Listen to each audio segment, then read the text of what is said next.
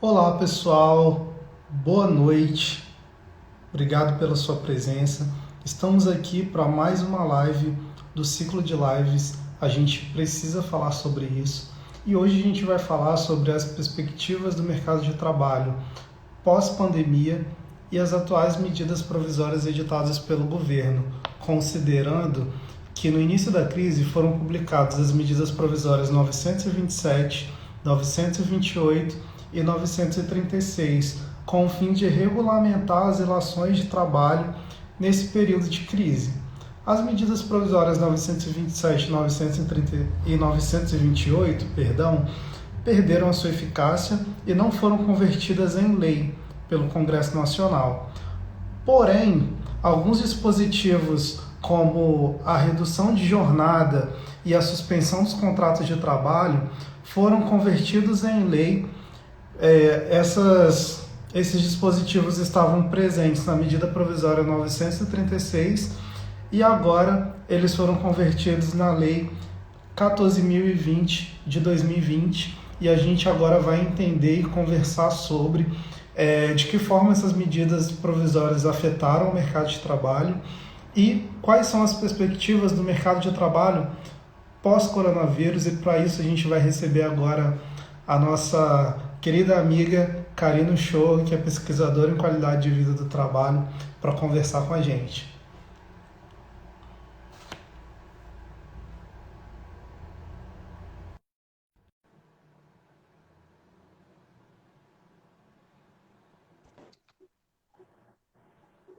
Boa noite, Olá, Felipe. Karina, boa noite. Que prazer falar Tudo com bem? você. Tudo bem? Você me ouve bem? Sim, sim.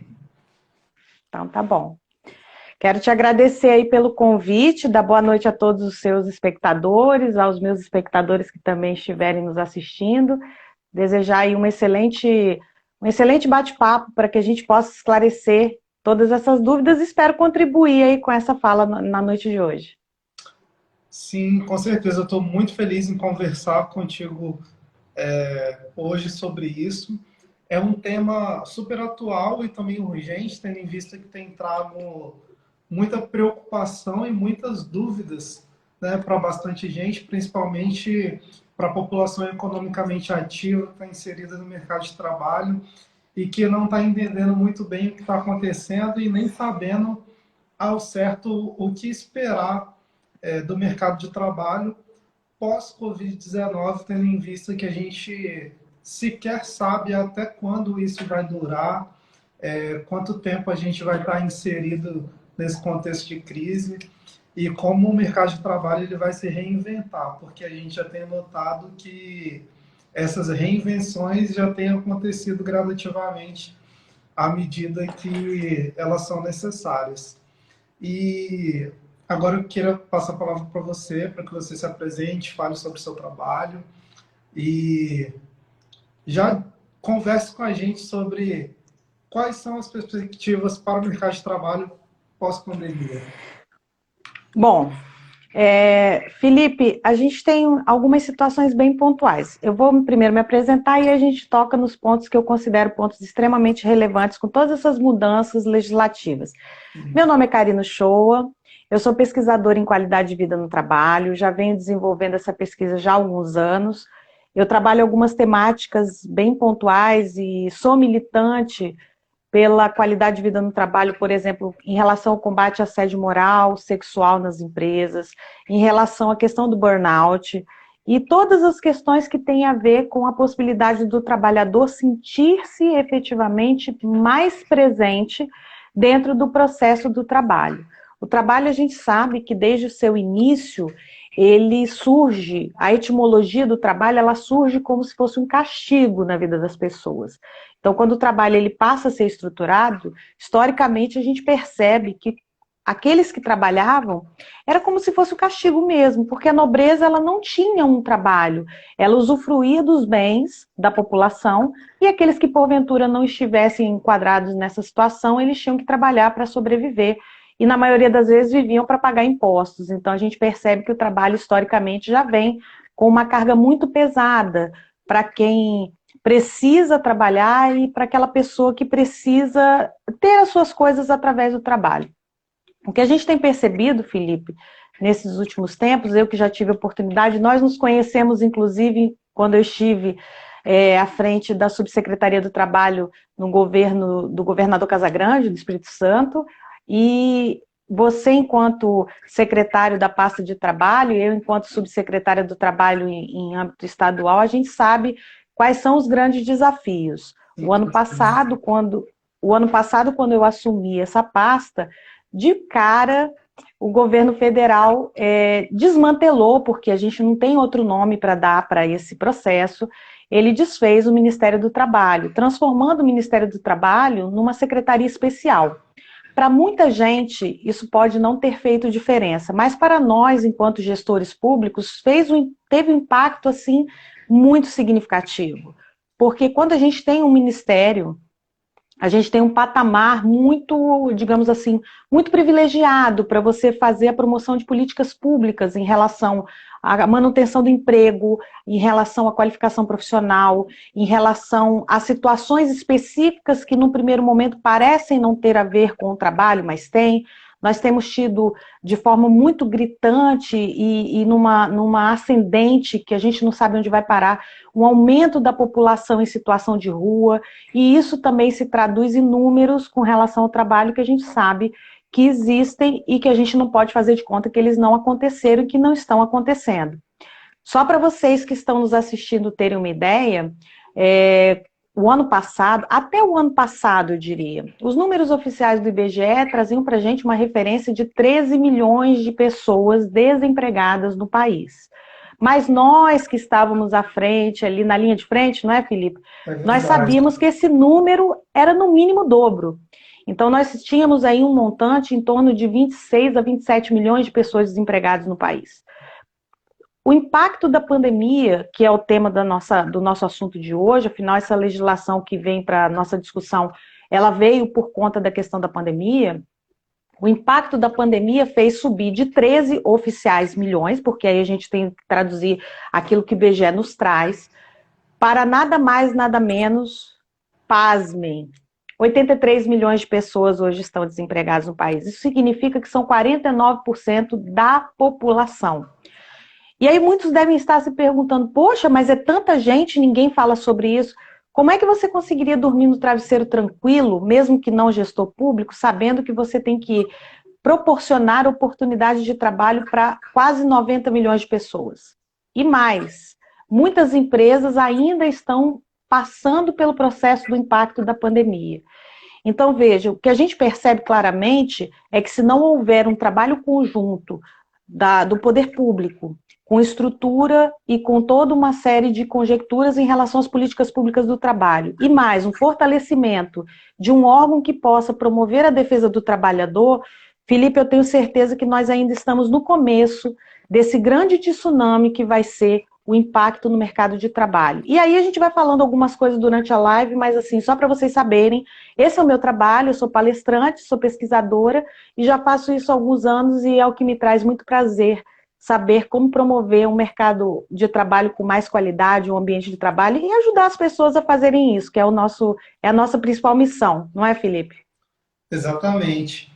Como você muito bem pontuou, Karina, naquela ocasião que nós nos conhecemos, ambos gestores públicos à frente de pastas estratégicas e relativas ao mercado de trabalho, naquele período a gente sequer imaginava que haveria uma pandemia dessa magnitude e a gente já se preocupava, esse tema já tirava o nosso sono, porque a gente sabia que o ato do governo federal em simplesmente desmantelar a estrutura do Ministério do Trabalho já provocaria uma crise sem precedentes no país, tendo em vista que naquela ocasião já tinham muitas pessoas desempregadas e a gente sabia que isso iria aumentar.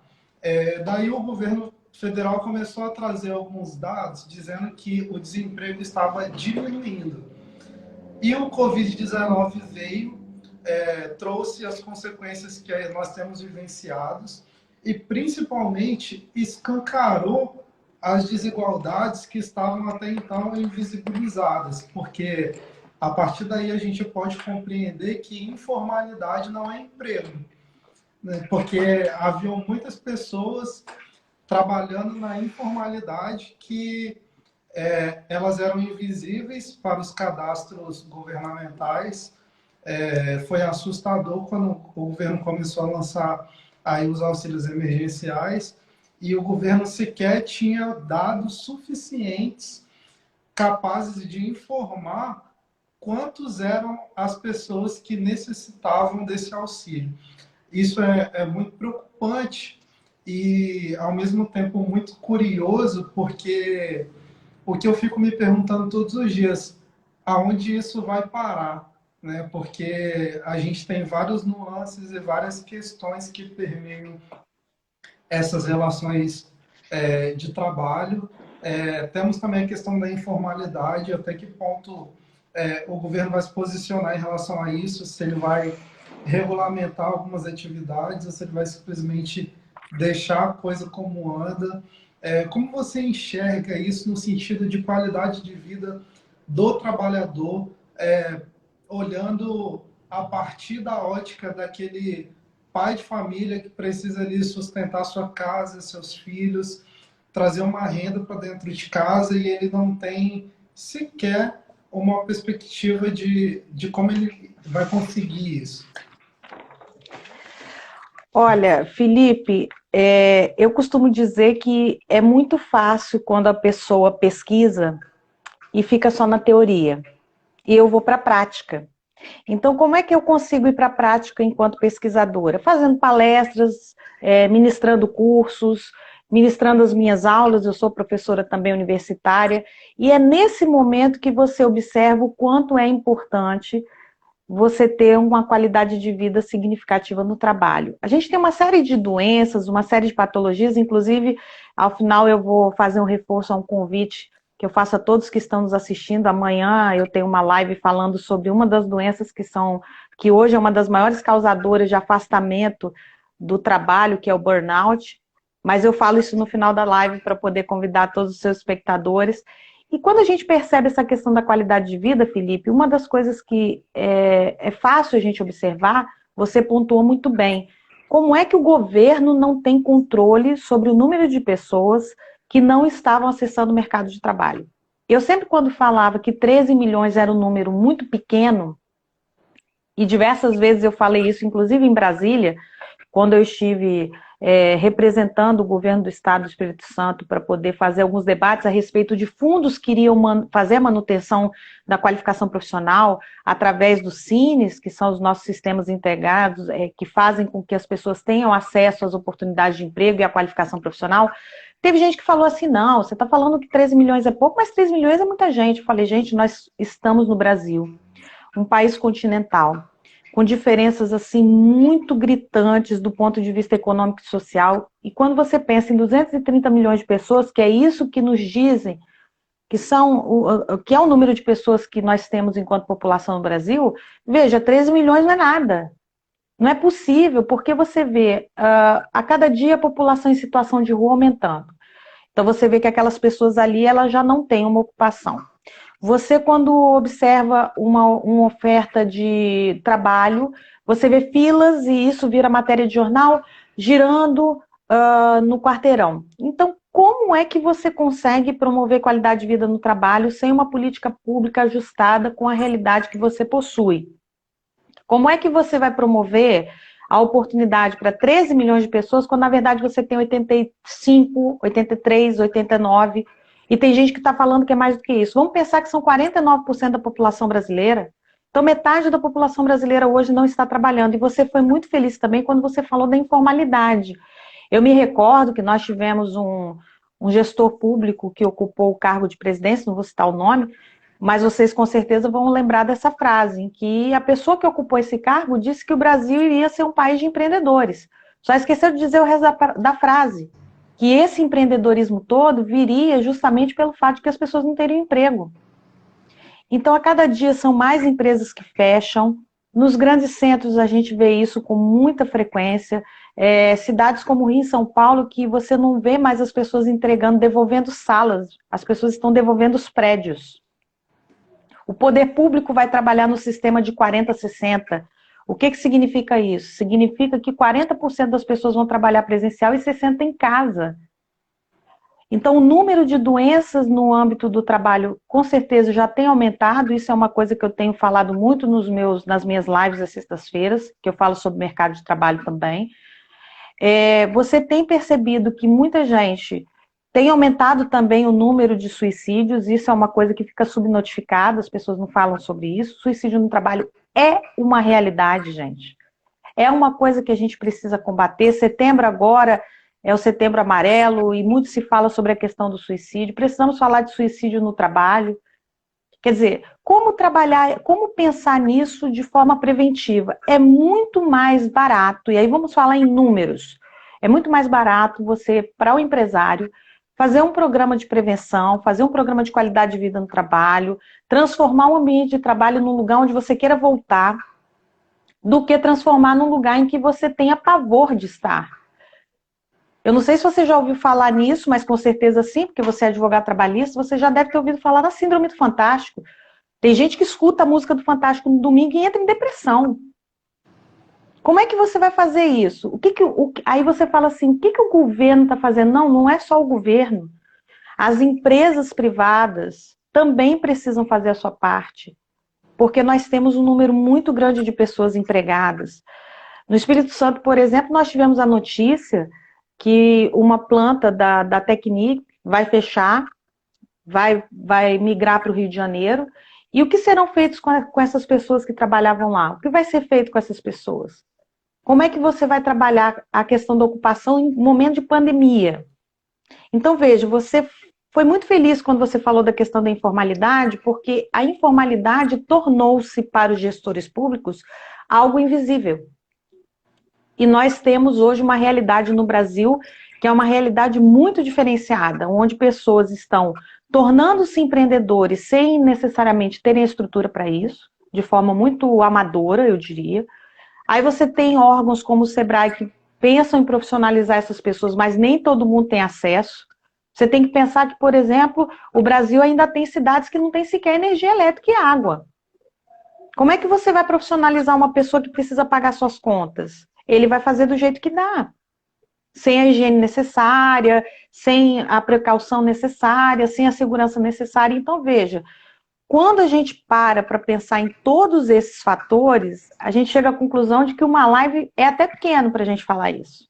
Com certeza. E o governo tem feito, eu não vou desmerecer, o governo tem feito a sua parte. Quando as pessoas machucam muito, dizendo assim, tá dando auxílio emergencial, eles falam a mesma coisa de uma série de outros auxílios, mas veja, só quem esteve do outro lado do balcão, como nós estivemos, é que sabe como é a realidade de uma pessoa que chega ao ponto de precisar de uma secretaria de assistência social, por exemplo, para poder pagar suas contas e se alimentar. Né? Então, a gente precisa olhar isso com muito cuidado, com muita cautela, com muita sensibilidade. Quando o governo ele decide quando ele decide tomar uma postura como houve com relação às medidas provisórias, que você vai falar disso com certeza, que é a parte jurídica da nossa discussão, apesar de eu ser formada em Direito, mas obviamente que você é o nosso apresentador, a pessoa que está conduzindo, é o nosso mediador, mas quando ele coloca medidas provisórias emergenciais, isso significa, sabe o que, minha gente? Que a coisa está feia, que o negócio está pesado. E aquelas filas imensas, e agora mais uma discussão se tem ou não que aumentar. Quer dizer, você tem duas medidas que vieram com um número excessivo de recomendações e que, num terceiro momento, que eu não diria nem no segundo, né, porque nós tivemos a primeira e segunda medida, e na terceira medida que se converte em lei, você tem uma legislação bem objetiva para sanar uma situação emergencial e que a gente sabe que, infelizmente, não vai conseguir atender todo mundo. Isso aí é para evitar maiores impactos, porque as empresas estão fechando sim, as demissões vão acontecer, e eu não quero ser pessimista, sejamos realistas. Ainda não sabemos onde isso vai realmente parar, Felipe. Bem provavelmente nós vamos começar a sentir o impacto de tudo isso a partir do primeiro semestre do ano que vem. Então a gente ainda não está nem no começo. O cenário é bem preocupante. A coisa realmente tende a piorar, um cenário muito preocupante. Outro dia eu fui perguntado em se eu acredito em um futuro melhor pós-pandemia, se eu gostaria que o mundo fosse melhor pós-pandemia. E a resposta foi óbvia. Claro que eu gostaria que o mundo fosse melhor, mas eu não acredito que ele vá ser. Eu gostaria que o mundo pelo menos voltasse a ser como era antes, porque a situação de crise que o mundo está enfrentando, em especial o Brasil, que o Brasil veio de um contexto de desestruturar todas as garantias relacionadas ao direito do trabalho. A gente viu aí a reforma trabalhista, o que fez com o trabalhador, né? E depois veio aquela onda da ilusão dos novos empreendedores. Vamos transformar o Brasil em um país de empreendedores. Aí a gente transforma esses empreendedores em motorista de aplicativo, em entregador de aplicativo, que o sujeito tem aquela falsa ilusão de que ele trabalha a hora que ele quer, mas na verdade não é bem assim que funciona, porque ele precisa manter um padrão de vida para a família dele. Para ele conseguir manter esse padrão, ele tem que trabalhar muitas horas sem nenhum tipo de garantia trabalhista, o que é mais preocupante. E eu queria chamar a atenção, inclusive, para a questão do home office. Muitas empresas colocaram seus empregados em home office. A situação de trabalho, se já era estressante na empresa, né, no local onde o trabalhador laborava, imagina em casa, que o sujeito ele não tem uma noção de quanto tempo ele está trabalhando. Ele acaba trabalhando mais o tempo inteiro, a demanda não para de chegar. E como pensar a qualidade de vida do trabalhador em home office? Felipe, eu tive várias oportunidades, como eu falei para você anteriormente, né? Você tem acompanhado também o meu trabalho, então vários temas a gente já discutiu. Um deles foi objeto de duas lives, que foi justamente o home office. E o home office ele é muito romantizado. Eu já trabalho em sistema remoto, como a gente costuma dizer no Brasil, já há muito tempo, porque como professora a gente tem esse hábito de trabalhar em casa, e agora as pessoas estão sentindo na pele, pelo menos aqueles que nunca tinham tido a oportunidade de esse contato maior com o trabalho remoto, as pessoas estão sentindo na pele um pouco o que passa um professor. Porque um professor, ele está em sala de aula, ele ministra a sua aula, e muitas vezes eu tive alunos durante esse período em que eu sou professora, eu já sou professora há mais de 16 anos, em que eles falavam assim, professora, você trabalha ou só dá aula? Sabe? Porque não vê o bastidor, você não consegue enxergar que por trás daquela aula existe todo um preparo que você normalmente faz em casa. Porque você não vai ter tempo de fazer isso dentro do ambiente da faculdade ou da escola. E eu já tive a oportunidade de dar aula em escola, em faculdade, e a realidade é muito semelhante. Agora, veja, a questão do home office, eu abri até uma discussão sobre isso em uma das lives, falando sobre como os chefes, controladores principalmente, vão lidar com isso. Tem sido um verdadeiro inferno. Por quê? Muita gente não tinha autonomia para fazer coisas, de repente, de uma hora para outra, teve que passar a ter. Muita gente que já trabalhava com teletrabalho passou a trabalhar mais. Esse dado que você coloca é real. O aumento de carga horária, o aumento de número de horas em relação ao que se trabalhava anteriormente, é em torno de 25% a 40%, dependendo da função que a pessoa executa. Então, isso significa que as pessoas começaram a trabalhar ao invés de 9 às 18, ou de 8 às 17, como muita gente trabalha, dependendo da sua função, as pessoas passaram a trabalhar de 7 da manhã à meia-noite. E isso se dá, e aí eu vou falar alguns pontos que eu considero importantes quando a gente fala da questão do home office. Não podemos romantizar. Home office não é o paraíso para todo mundo. Tem gente que se adapta, tem gente que não se adapta. Tem gente que consegue, tem gente que não consegue. Então, alguns pontos que eu considero importantes quando você fala da questão do home office. Primeiro, nós temos uma legislação que regulamenta o teletrabalho. Isso não aconteceu agora na pandemia. Isso já vem, pelo menos há uns 2, 3 anos, a gente já tem essa discussão sobre teletrabalho mais intensa no Brasil e devidamente regulamentado.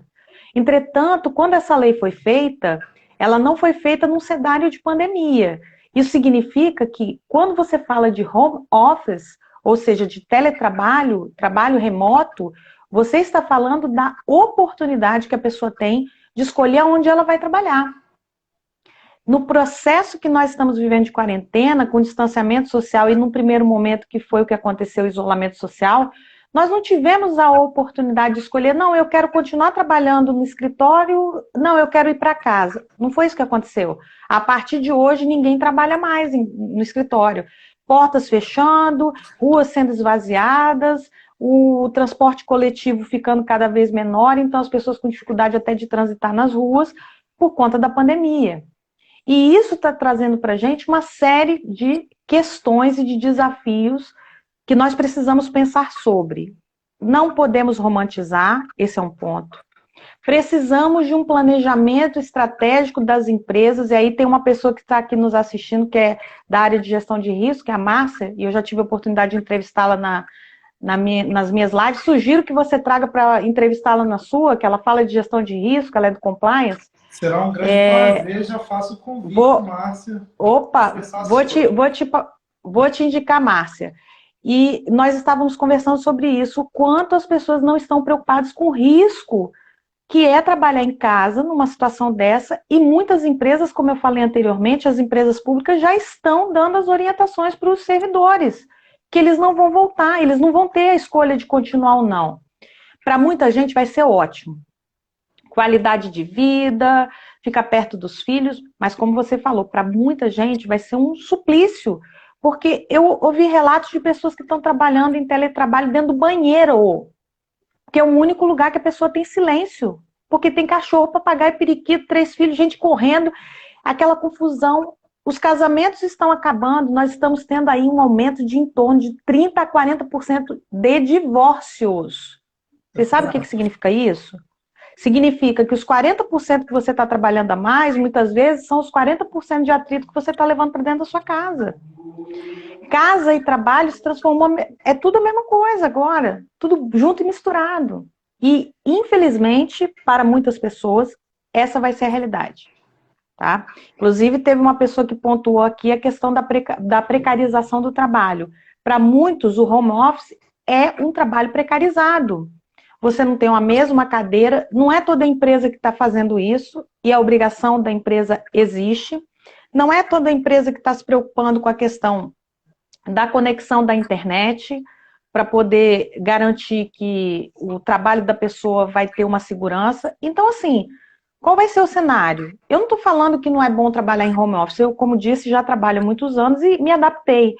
Mas, por exemplo, só para a gente fechar esse ponto, nós tivemos um boom das chamadas startups, que são aquelas empresas, na maioria de tecnologia e agora em vários outros segmentos, de pessoas que tiveram grandes ideias e ganharam investimento e resolveram montar empresas e vendem isso para as grandes empresas, e que faz com que isso também seja um novo segmento de trabalho. A maioria das pessoas que trabalham em startups são jovens. O jovem gosta de trabalhar com muita gente, vocês acreditam? Por quê? Porque eles gostam de trabalhar em coworking, em espaços colaborativos, para tomar seu café, para bater o papo, um lugar que seja mais criativo.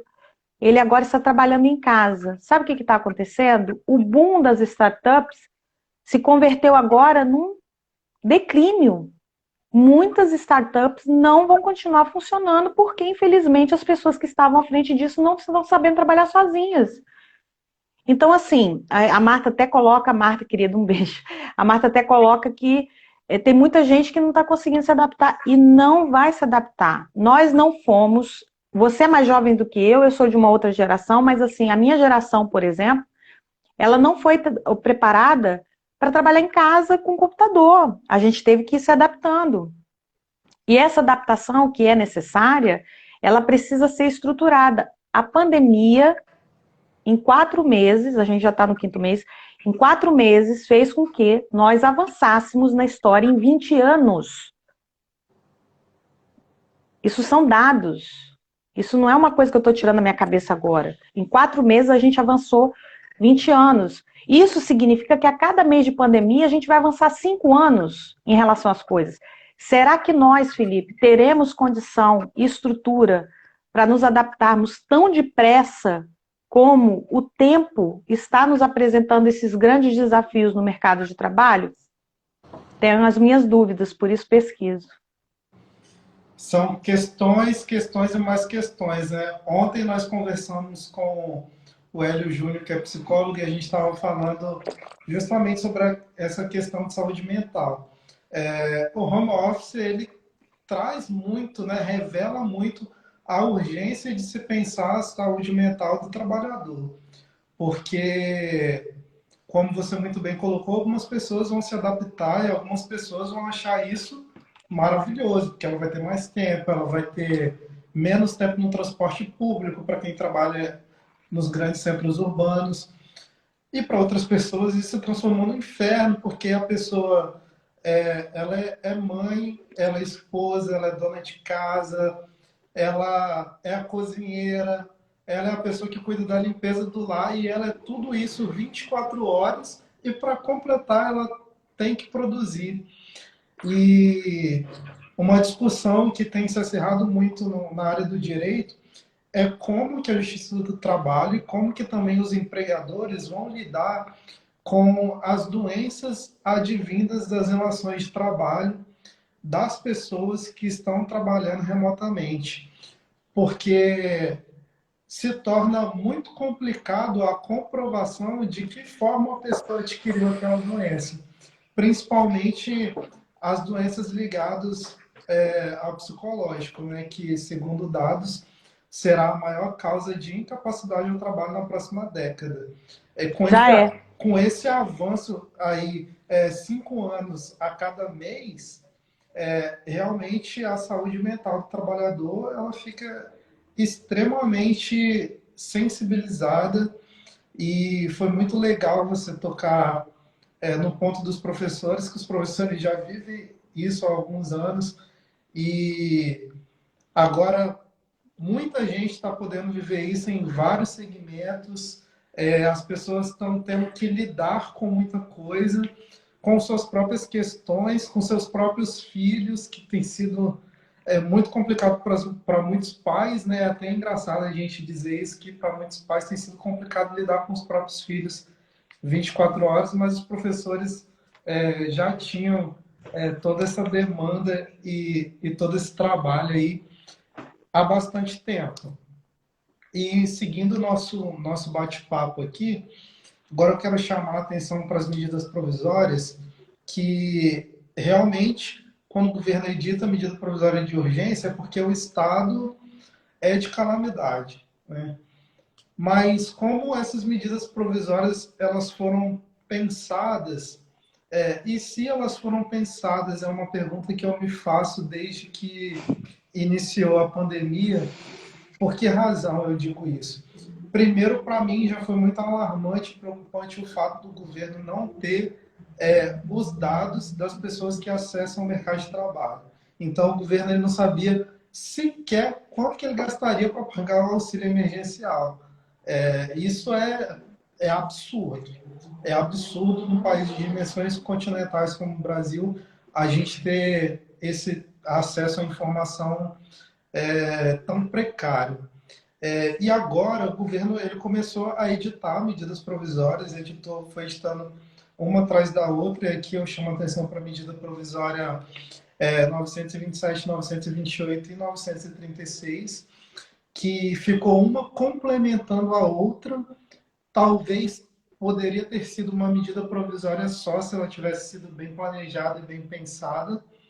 E simplesmente as medidas provisórias elas perderam a eficácia, ou seja, com o curso do prazo, porque a medida provisória ela tem um prazo que precisa ser observado, esse prazo decorre da própria Constituição Federal, elas perderam a sua eficácia e foi convertida em lei a redução de jornadas e a suspensão de contratos, que foi convertida na Lei 14.020 de 2020, e que é uma lei muito enxuta, e isso me preocupa bastante, de que forma que as relações de trabalho elas vão se comportar sob a ótica dessas novas legislações,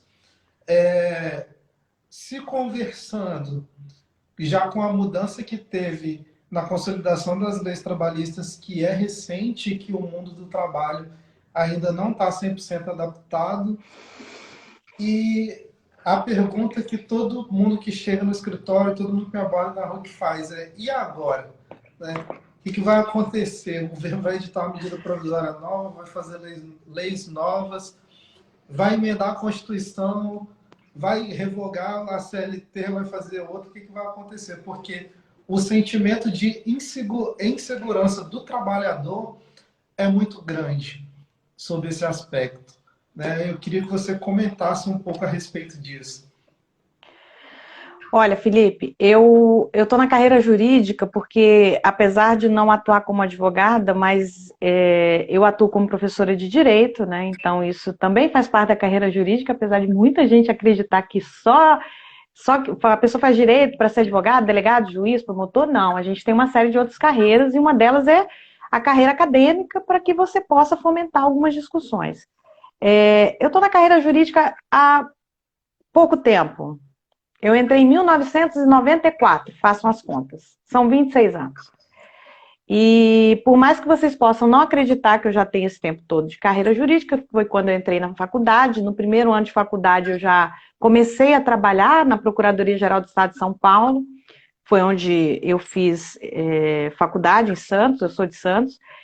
Uma das coisas que a gente aprendia nas aulas de Direito do Trabalho, e eu me recordo disso muito bem, o meu professor queridíssimo, ele dizia o seguinte: a CLT é o documento, porque a gente não pode chamar de código, né, uma consolidação, a CLT é um documento mais moderno da legislação brasileira. E não era um documento que tinha sido feito naquela época, mas era um documento tão moderno, tão avançado para a época que foi feito, e a gente está falando de um documento que gira em torno da década de 40, que em 1988, quando a Constituição surgiu, a chamada Constituição Cidadã ou Constituição Democrática, eu entrei na faculdade, a Constituição de 88, eu entrei em 94, tinha pouquíssimo tempo, era uma menina, ainda estava ali infantil, ainda a gente nem sabia como lidar com aquilo. Era uma grande novidade. Era uma grande novidade. E eu me recordo muito que o professor de Direito do Trabalho na época, quando eu fazia faculdade, ele dizia isso, que era muito moderna. Eis que, de repente, a gente chega nesse processo, desse episódio que eu estou falando, mais de 20 anos depois, quase 30, e você descobre que começam a ter uma série de reformas, que a cada reforma e a cada medida provisória e a cada legislação, e aí você está falando da 14.020, que foi editada agora em julho desse ano, obviamente em caráter também emergencial, mas já convertida a medida provisória em lei, a gente tem uma legislação já para dizer, temos uma legislação a respeito disso, mas mesmo essa legislação, ela tem de hora para acabar, porque do começo ao final ela fica falando, não, porque quando acabar a pandemia, porque quando acabar a pandemia, porque quando acabar... Então veja, olha a diferença de você ter uma consolidação de leis do trabalho que atendeu a população por muito tempo, muitas e muitas décadas, que foi onde eu aprendi, que com certeza você também teve acesso antes de todas essas reformas, mas hoje não tem função absolutamente alguma. Eu estou falando de um lapso temporal de pouco mais de 25 anos. O trabalhador hoje, eu posso falar isso com muita tranquilidade, tá, gente? O trabalhador hoje é um sujeito sem direitos. O trabalhador hoje, volto a dizer, é um sujeito sem direitos. Eu admiro o trabalho dos meus colegas e também admiro o seu trabalho, que faz parte dos meus colegas advogados, aqueles que se formaram comigo, seguiram a carreira de advocacia, e em especial do pessoal que trabalha com direito do trabalho, que é a minha área de pesquisa. E eu admiro muito a luta para não deixar o direito do trabalho morrer. Porque o ano passado, antes da pandemia, já se falava na extinção da justiça do trabalho. Eu tenho colegas que são juízes do trabalho que já estavam se perguntando onde eles iam trabalhar. Porque se você não tem direito de trabalho, você vai fazer o que da vida? Vai ter que ir para outro lugar? Porque você é concursado. E você falar em falta de direitos do trabalhador num país como o nosso, que sempre teve uma legislação super avançada nesse aspecto, é algo realmente muito triste. Porque hoje o trabalhador ele entra no mercado de trabalho sem saber se ele vai aposentar, não é nem quando vai aposentar, porque esse negócio de quando já passou. Se vai aposentar, se vai conseguir sobreviver com a aposentadoria, que já é a realidade para muita gente. Se quando ele tiver, sei lá, com 10 anos, aquela função que ele executa vai existir. Ou seja, nós temos uma série de perguntas e quase nenhuma resposta para isso.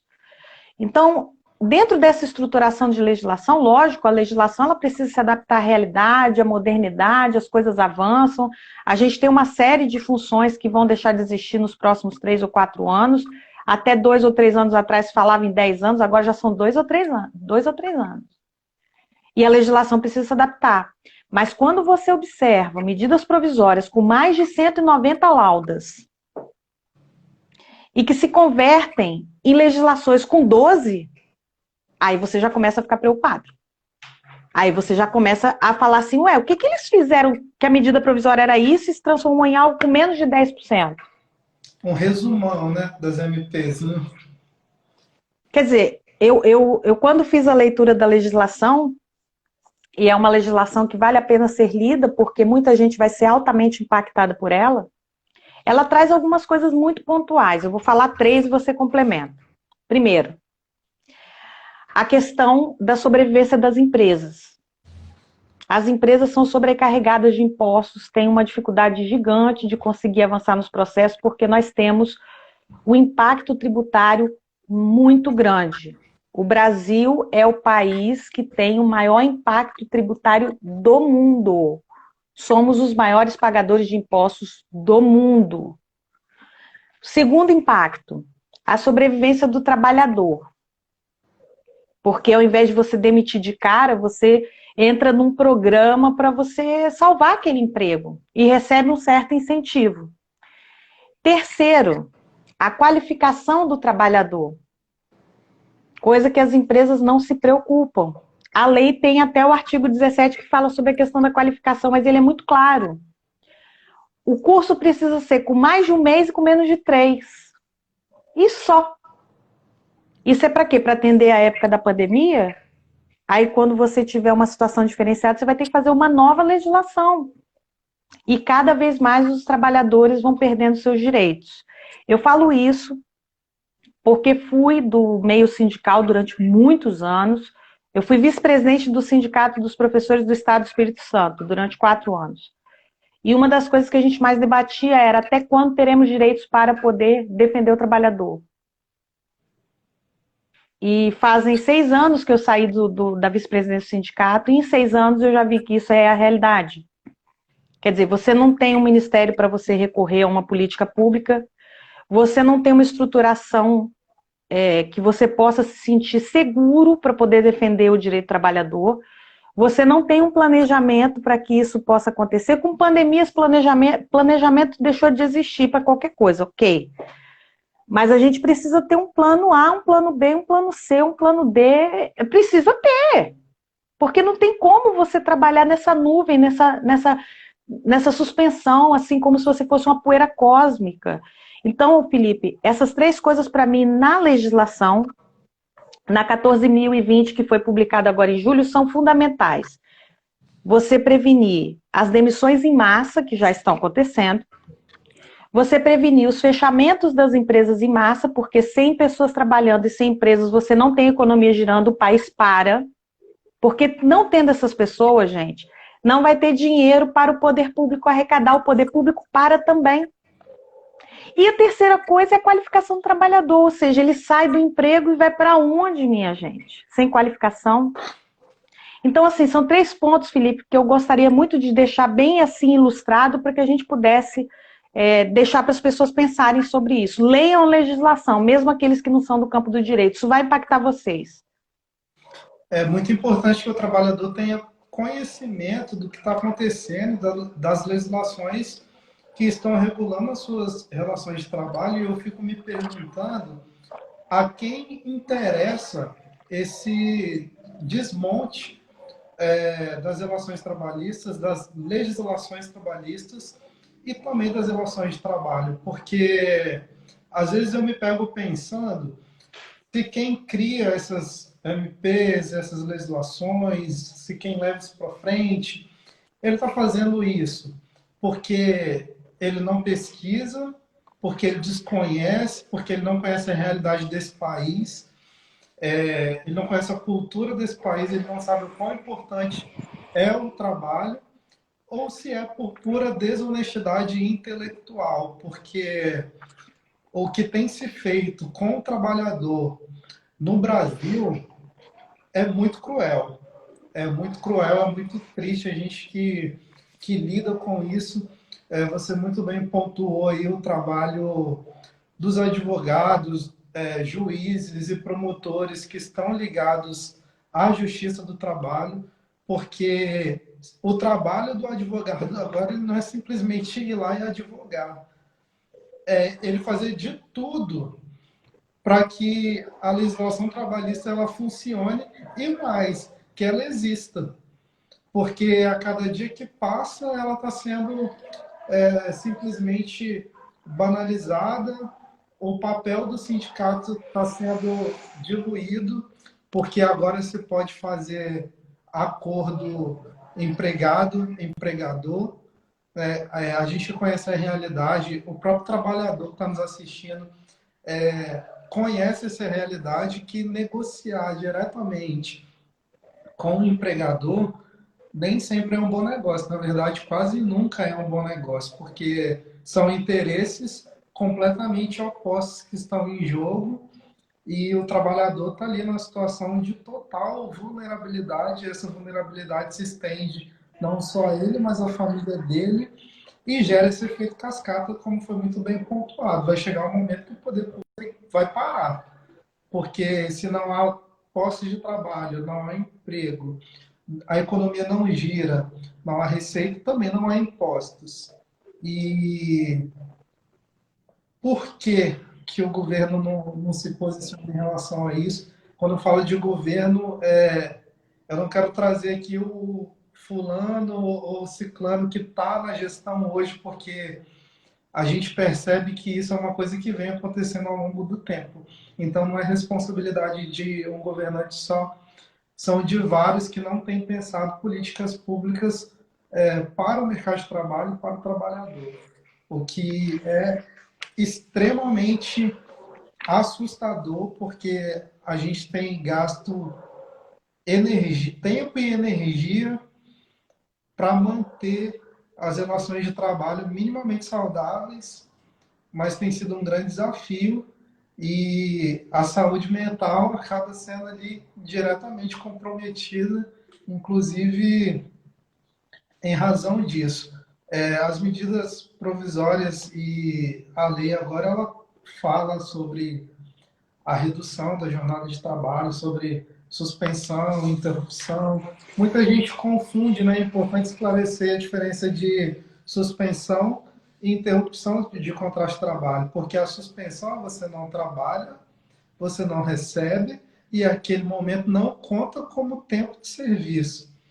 Então, lá na frente, aquele cidadão que ele teria o direito de se aposentar, na documentação do histórico trabalhista dele, vai lá estar um período de suspensão em que ele não vai poder contar de forma previdenciária. Isso é muito preocupante e o mais preocupante é que isso não tem sido dito para o trabalhador, porque tem muita gente achando que está sendo beneficiado nesse momento, mas na verdade a grande maioria do trabalhador está sendo extremamente prejudicada.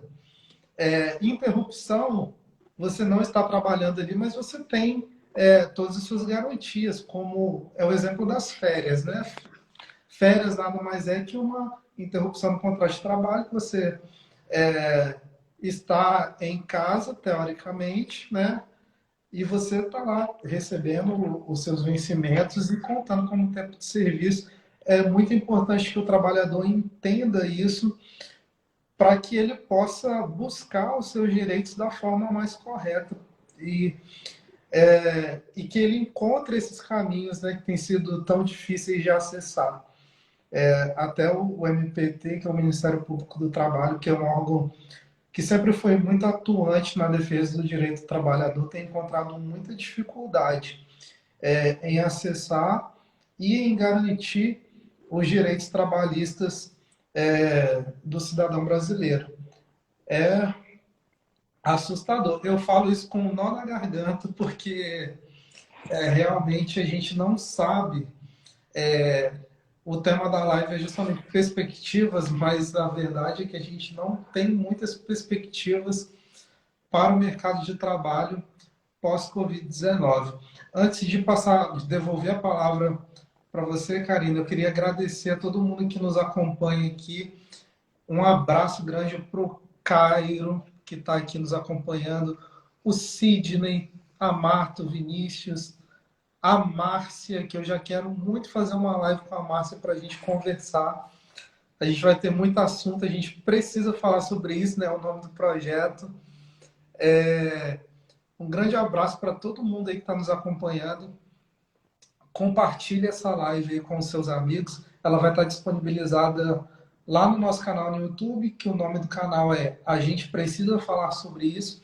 E essa live vai estar lá à disposição para que você assista quantas vezes forem necessárias, para que você repense, para que você principalmente compartilhe essas informações, porque conhecimento é poder, né? E que o trabalhador brasileiro precisa nesse momento de mais urgente de conhecimento, para que ele possa saber como lidar com as suas relações de trabalho.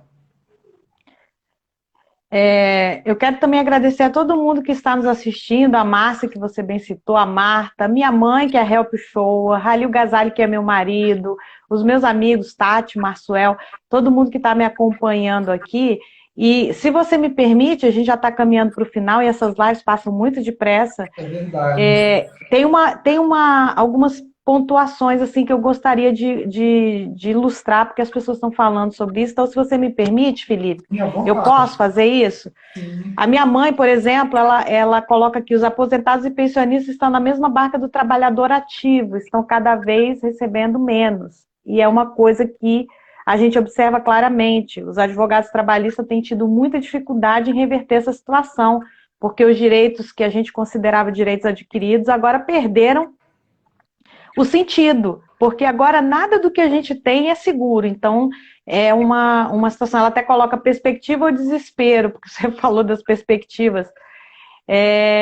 Tem algumas perguntas, eu não sei se vai dar tempo da gente responder a todos, mas a Márcia, que ela é gestora de risco, ela faz uma pergunta que me chamou bastante atenção, que ela diz o seguinte: como os trabalhadores devem se programar para manter-se no mercado de trabalho e tratar a condição de empregabilidade? É muito simples e ao mesmo tempo não é. Eu vou dizer o que eu considero importante, porque esse é o meu trabalho. Qualificação é um nome muito forte, porque é o nome técnico, mas eu costumo dizer que é aperfeiçoamento de práticas. O trabalhador ele não pode se limitar àquilo que ele faz acreditando que é o suficiente. Vou dar um exemplo. Caixa de supermercado era uma função que até alguns anos atrás as pessoas às vezes tinham dificuldade de se enquadrar no mercado de trabalho e falavam assim: ah, não, vou ser caixa de supermercado, porque era uma função que era considerada mais acessível, não que fosse menos ou mais, diferenciada. Então era uma função que trazia para a pessoa a possibilidade dela entrar no mercado de trabalho. O que aconteceu com o tempo? Vieram, além das caixas registradoras, quem não lembra o que é isso, por favor, olha no Google, porque senão vão saber a minha idade, e passaram a usar aquelas caixas automatizadas que a pessoa só passava o produto, que é o que a gente tem até hoje. Em grandes centros, em Vitória, eu já tive a oportunidade de ver isso, Guarapari também, você já tem os caixas autônomos sem gente. Sabe o que significa isso? Que as pessoas que trabalham nas caixas, que hoje são considerados caixas de supermercado, essa função vai deixar de existir. Então, se essa pessoa não tiver essa visão e começar a fazer um curso, se aperfeiçoar, tentar fazer alguma coisa que ela possa buscar uma outra ocupação, em breve ela estará desempregada. Eu dei esse exemplo do caixa porque é uma coisa que faz parte do dia a dia de todo mundo, é o supermercado. Mas nós temos inúmeras situações. Postos de gasolina que já não tem mais ninguém para abastecer. Bancos que vão passar a não ter pessoas para te atender mais. Vou dar um exemplo, o Banco do Brasil já falou, decretou, não volta mais com o pessoal em agência, vão ser 40% também das pessoas que vão voltar. Isso significa que os bancos vão cada vez mais ficar automatizados. Então, respondendo a sua pergunta, Márcia, manter-se no mercado de trabalho e tratar a condição de empregabilidade é com conhecimento. O Felipe foi muito feliz, ele disse que conhecimento é poder. O Maquiavel já dizia isso também pra gente. Conhecimento é poder. Você tendo conhecimento, você consegue fazer coisas diferentes e ter resultados diferentes. Você não tendo conhecimento, você vai continuar fazendo as mesmas coisas e tendo os mesmos resultados. E, infelizmente, a chance de você estar desempregado ou até mesmo sem condição de buscar uma nova oportunidade é grande quando você não investe em conhecimento. E hoje, gente, principalmente a pandemia nos mostrou o quanto o conhecimento tornou-se democrático. Hoje você faz um curso na Universidade de Harvard, nos Estados Unidos, não pagando absolutamente nada. Custa $60 mil para você estudar lá por ano. E você não paga nada. Você não vai fazer o curso de 60 mil, mas você vai fazer um curso que vai agregar valor ao seu currículo, então sempre aperfeiçoe seus currículos. Essa é a minha dica. A gente já está indo para o final, Felipe, falta pouquinho. Pois é, passa tão rápido essa live, mas ela foi tão agregadora, foi tão produtiva. Eu tenho certeza que todo mundo que nos acompanhou aqui pôde agregar um pouco mais de conhecimento, e é esse o objetivo, né? A gente levar a informação, levar conhecimento. E, Karina, eu queria muito reforçar os meus agradecimentos. Foi muito importante sua participação aqui, foi um presente. Sempre às ordens. Pode me chamar que eu venho de novo, se você quiser. Se o pessoal quiser também. Chamo, com certeza. Eu vou chamar porque o assunto mercado de trabalho tem vários subtemas, né, que a gente precisa falar e que não se fala, e que o trabalhador não tem conhecimento, e que a gente precisa, enquanto operadores do direito, enquanto pessoas que têm conhecimento, eu costumo dizer que quem tem conhecimento tem responsabilidade, e uma das nossas responsabilidades é essa, transmitir esse conhecimento para as pessoas que não têm acesso a ele, porque não é de interesse dos poderosos que o conhecimento chegue a todas as camadas da sociedade. Então, muito obrigado pela sua disponibilidade, pelas informações que foram trazidas aqui. E eu já quero te convidar e convidar todo mundo que nos assiste para no dia 10, na próxima quarta-feira, a gente volta. A gente vai conversar com o professor, doutor Ivanido Santos, sobre criminalização das religiões de matrizes africanas. É um tema muito legal, muito interessante.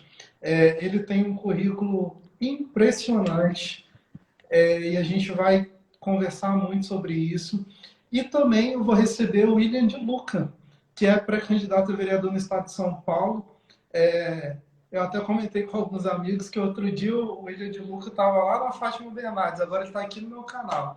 Olha só Parabéns. Que grande presente, né?